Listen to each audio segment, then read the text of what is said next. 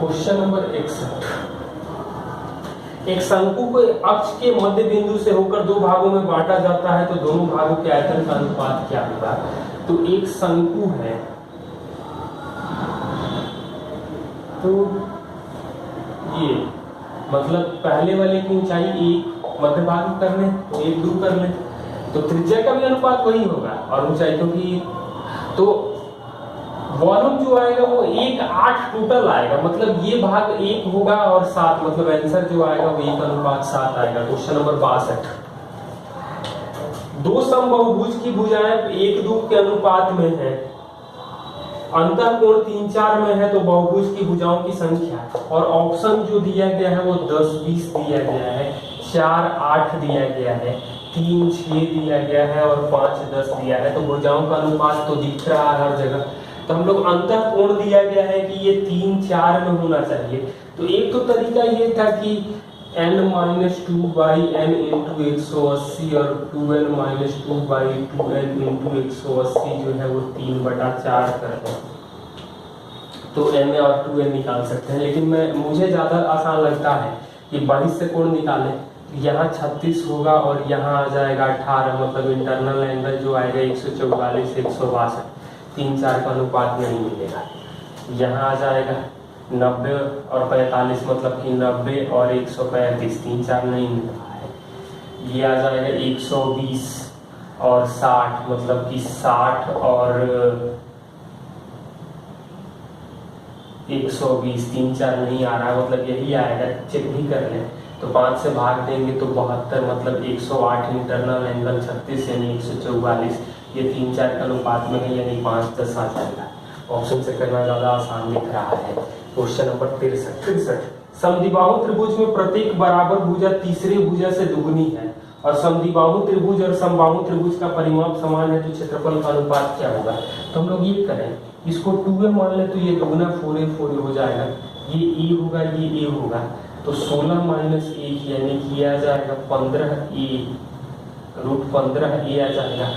यहाँ जो एरिया आ जाएगा वो 4 4 8 तो 10/3a 10/3a 10/3a, तो क्षेत्रफल क्या मिलेगा 1/2 2a, ऊंचाई जो है वो √15a, और समबाहु त्रिभुज का क्षेत्रफल √3/4 × 10/3a का स्क्वायर। तो यहाँ से तो a² तो कट जाएगा, ये 2 से 2 कटेगा यानी कि √15, नीचे क्या मिलेगा 3/4 और ये 100/9 100/9, मतलब √3 से कटेगा तो √5 मिलेगा यानी 36 √5/100 आ जाएगा। ये हम लोग देख सकते हैं, ऑप्शन यही दिया गया है, तो और काटने की कोई जरूरत नहीं है। Question number 64। एक बेलन आंशिक रूप से पानी से भरा हुआ है, लोहे के 2 गोले पानी में डालने पर ऊंचाई 4 बढ़ जाती है, एक की त्रिज्या दूसरे की आधी है, तो बेलन का व्यास 18 है, मतलब 64 नंबर में। तो π9 का स्क्वायर 4 बढ़ रहा है, 4/3 पाई, एक 2r का क्यूब होगा और एक r का क्यूब होगा, तो कितना मिलेगा। तो पाई से पाई तो कट जाएगा, 4 से 4 कटेगा, मतलब 81 × 3 243 बराबर 8 और 1 9r क्यूब, मतलब r का मान 3 आएगा तो 2r आ जाएगा 6। Question number 65। पिरामिड का तल समबाहुभुज है जिसका टोटल सरफेस एरिया दिया गया है 340 और तल दिया गया है 100। एक पार्श्व पृष्ठीय क्षेत्रफल 30 सेंटीमीटर स्क्वायर है, तो पार्श्व फलकों की संख्या क्या होगी। मतलब टोटल सरफेस एरिया है 340, बेस दिया गया है हमें 100, मतलब कि 240 बाकी बचेगा, 240 बचेगा, एक का क्षेत्रफल दिया गया है 30, तो 30 से भाग देंगे यानी फलकों की संख्या जो 8 आएगी। Question number 66। P दिया गया है 99 और P × P² + 3P + 3 का मान क्या होगा। तो ये PQ + 3P² + 3P, एक जोड़ दें और एक घटा दें तो कोई फर्क नहीं पड़ेगा, मतलब ये आ जाएगा P + 1 का क्यूब -1, तो मिलेगा क्या। तो P + 1 का क्यूब मतलब 100 का क्यूब -1 तो 100 का क्यूब मतलब 1 पर 6 जीरो, 1 घटा देंगे तो 6 बार 9 आ जाएगा। देख सकते हैं हम लोग। क्वेश्चन नंबर 67 में दिया गया है x प्लस 1/x बराबर c प्लस 1/c, तो x का मान क्या होगा। तो एक बार कंपेयर करेंगे तो x का वैल्यू c ऐसा आएगा, मतलब इन दोनों को सेटिस्फाइड कर रहा है, या उल्टा सेटिस्फाइड कर दें, मतलब x का मान 1/c कर दें तो भी ये सेटिस्फाइड करेगा, मतलब 1/x की जगह c ऐसा आएगा। दोनों कंडीशन सेटिस्फाइड कर रहा है, मतलब x का जो वैल्यू आएगा c और 1/c। क्वेश्चन नंबर 68, उस संख्याओं का योग 9 है, उनके वर्गों का योग 41 है, मतलब a प्लस बी 9 है, a square plus b square 41 आ रहा है। और हमसे पूछा गया है कि a cube plus b cube क्या होगा। तो हम लोग सबसे पहले नंबर चेक कर लें कि क्या सेटिस्फाइड करेगा। तो चेक कीजिए, 5 4 9 आएगा और 25 16 41 आएगा, मतलब 125 और 64 जोड़ देंगे तो 189 आ जाएगा। क्वेश्चन नंबर 69 दिया गया है कि x पावर 4 प्लस 64 का फैक्टर क्या होगा। तो तरीका तो फैक्टर निकालने का है, लेकिन मैं ऑप्शन देख रहा हूँ x स्क्वायर प्लस 8 का स्क्वायर। दूसरा ऑप्शन जो दिया गया है वो दिया गया है x square plus 8 into x square minus 8। तीसरा दिया गया है x square minus 4x minus 8 into x square minus 4x minus 8। और लास्ट ऑप्शन दिया है x square plus 4x plus 8 और x square minus 4x minus 8। तो यदि हम लोग जीरो करेंगे तो ये तो नहीं होगा, क्योंकि यहाँ स्क्वायर करेंगे तो 3 टर्म आएगा, ये जीरो रखेंगे तो माइनस 64 आएगा। यहाँ भी गुणा करेंगे तो नहीं दिख रहा है, सॉरी ये प्लस होगा। आप x का वैल्यू 0 के अलावा 1 रख के देख लीजिए, x का वैल्यू 1 रख के देखेंगे तो ये 9 81 आ जाएगा, जबकि ये 65 आना चाहिए। यहाँ हम लोग 1 रख के देखेंगे तो ये 13 आ जाएगा, ये आ जाएगा 5। बाकी यहाँ पे 1 रखेंगे तो नहीं आ रहा है, -11 फैक्टर नहीं है, मतलब कि यही आंसर हो जाएगा। क्वेश्चन नंबर 70 क्या है, अदरवाइज इसका फैक्टर होता है, मतलब कर सकते हैं एक्स स्क्वायर का स्क्वायर प्लस 8 का स्क्वायर और एक्स स्क्वायर प्लस 8 का square minus 2 into x square into 8। अब फिर ये 16 मतलब 4x का होल स्क्वायर। अब स्क्वायर माइनस बी स्क्वायर कर सकते थे, लेकिन ऑप्शन दिया गया है तो कोई जरूरत नहीं है, पुट कर दीजिए। ज़्यादा प्रॉब्लम कई बार तो कांस्टेंट टर्म से ही दिखाई दे जाता है। Question number 70, x square plus y square plus 6x plus 5 बराबर 4x माइनस वाई। तो x माइनस वाई का मान क्या होगा। तो इसको हम लोग लिख सकते हैं एक्स स्क्वायर, ये 4x घटेगा मतलब कि 2x प्लस 1 कर दें, plus y square plus 4y plus 4 बराबर 0 कर दें, मतलब x प्लस 1 का स्क्वायर और y प्लस 2 का स्क्वायर बराबर 0, मतलब x का मान -1 और y का मान -2, मतलब -1 माइनस -2 करेंगे तो 1 आएगा। क्वेश्चन नंबर 71, क्वेश्चन नंबर ये 71 था। क्वेश्चन नंबर 70 में आप बता दे रहा हूँ। 70 नंबर सवाल दिया गया है a प्लस बी बराबर 1 है और a power 4 plus b power 4 minus a cube minus b cube minus 2a square b square plus ab का मान क्या होगा। तो हम लोग और ऑप्शन जो दिया गया है वो कुछ न्यूमेरिकल दिया गया है, तो 1 और 0 मान लें, मतलब 1 plus 0 minus 1 minus 0 minus 0 plus 0, मतलब ये आंसर जो आ जाएगा वो 0 आ जाएगा। क्वेश्चन नंबर 72, ABC का मान दिया गया है 299, 298, 297। ए का मान दिया गया है 299, बी का मान 298 और सी का मान 297। और हमें 2a³ plus 2b³ plus 2c³ minus 6abc पूछा गया है। ये हम लोगों को का मान क्या होगा, मतलब 2 कॉमन कर लें, तो 2 कॉमन करेंगे तो 1/2a plus b plus c, formula होता है a³ plus b³ plus c³ minus 3abc का, और ये आ जाएगा a माइनस बी का स्क्वायर, b माइनस सी का स्क्वायर और c माइनस a का स्क्वायर, मतलब ये 2 तो कट जाएगा। जब तीनों को जोड़ देंगे तो 300 से कितना कम है, 1 2 3, मतलब कि 900 से 6 कम होगा, मतलब 894। ये है एक स्क्वायर और 2 स्क्वायर मतलब 4 2 6 894 को 6 से गुना करेंगे मतलब 900 को हम लोग 6 से गुना करेंगे तो 5400 और 6 कम है तो 36 घटा देंगे मतलब 5364 आ जाएगा।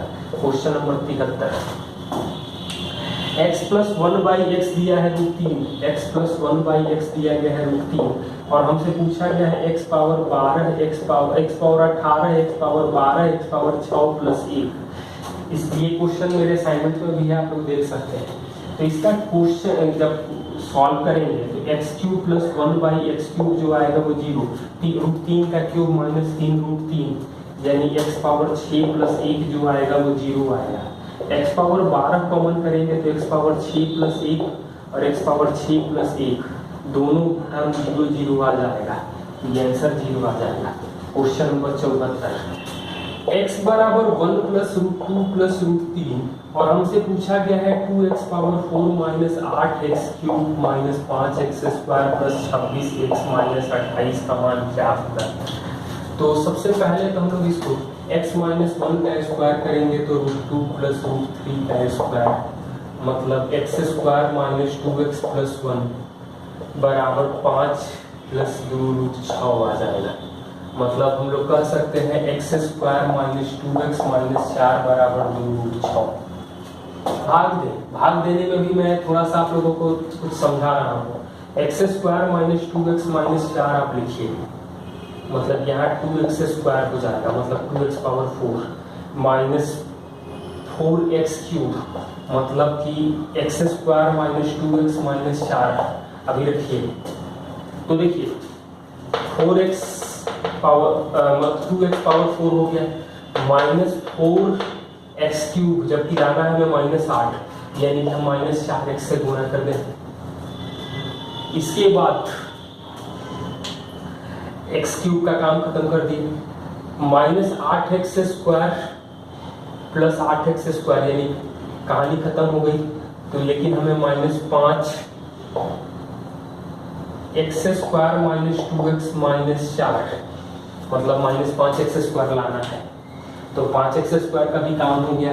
अब हमें x का मल्टीपल चाहिए तो यहाँ पर हमें मिलेगा प्लस 16x स्क्वायर 16 और ये मिलेगा 10 यानी 26x 16x और 10x माइनस प्लस का ध्यान रखिए तो 26x मतलब आ रहा है। ये आ रहा है हमें प्लस 20 यानी कि हमें माइनस 48 करना पड़ेगा। तो हम लोग लिख सकते हैं x स्क्वायर माइनस